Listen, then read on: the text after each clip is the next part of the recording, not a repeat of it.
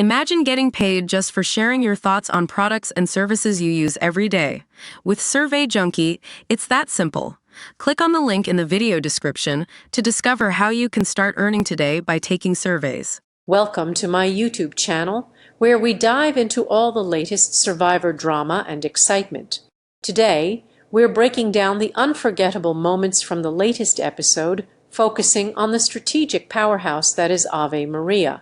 Stay tuned for all the Survivor scoop you need. OMG, Maria is foo. Oops. Sorry, I forgot this is a family show. OMG, Maria is screwed. She has played by far the best game of anyone left in Jeff Probst's Petri dish, but she might just have shot herself right in the foot by deciding to stick with Q rather than continue her very fruitful alliance with Charlie. That said, Charlie was taking a shot at her too, until Maria managed to win her third immunity challenge of the season.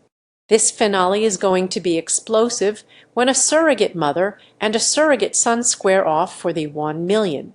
While the ending of this episode was one of the most exciting we've seen this season, it was mostly packed with a lot of filler.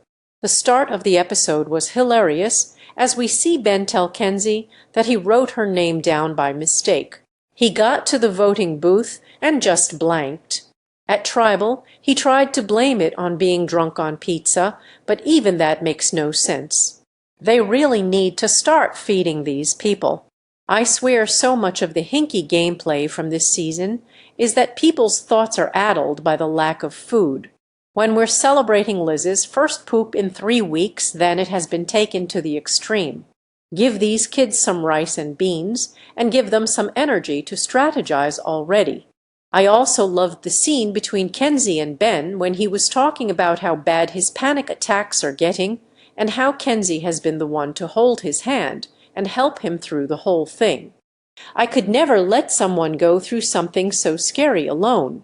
That's not who I am, she says in confessional. I'm not crying, you're crying. There's a reward challenge. Rescue a ball, jump through hoops, get the ball in the maze, and the only thing worth noting is that Liz is trying to use one foot to navigate the maze and also has no idea that she's bleeding profusely from her knee. Charlie wins not only Chinese food, but also letters from home. Charlie also has the number 22 painted on his hand. What is that about? Is it a Taylor Swift thing? Please tell me it's not a Taylor Swift thing. Anyway, he chooses Kenzie and Liz to go with him because they are the ones who didn't get to go on the pizza reward. Maria is heartbroken because she doesn't get to hear from her kids and quite understandably spends the whole day sobbing. I'm going to say something controversial here, but I feel like there is a hierarchy in the letters from home reward selection, and I think it's bullshit. The players are always acting like people with kids should have priority over everyone else, or that someone with a husband should have priority over someone with a girlfriend, or that someone with a girlfriend should have priority over someone's mom. I'm sorry, but that's just wrong. I can only imagine that when you're out there, hearing from anyone in your everyday life is a godsend.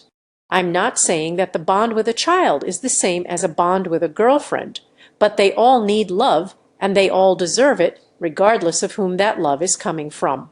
Charlie is talking to Liz and Kenzie about how they need to get Maria out at the reward, and Maria is back at camp talking to Q about how they need to get Charlie. They are also looking for idols, and Q finds one. It's filler, filler, filler, more filler than a cast photo of the Real Housewives of Beverly Hills, especially because we don't even know who is going to win immunity yet.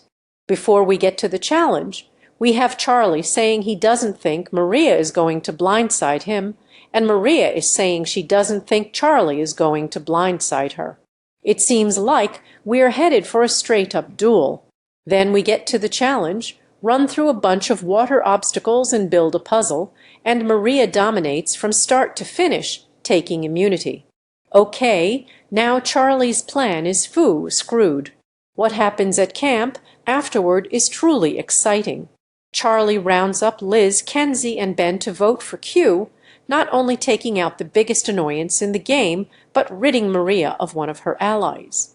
It was actually smart of Maria to keep Q and build his trust as everyone was trying to get him out. But you're going to trust Q? This guy's game is more erratic than the incredible.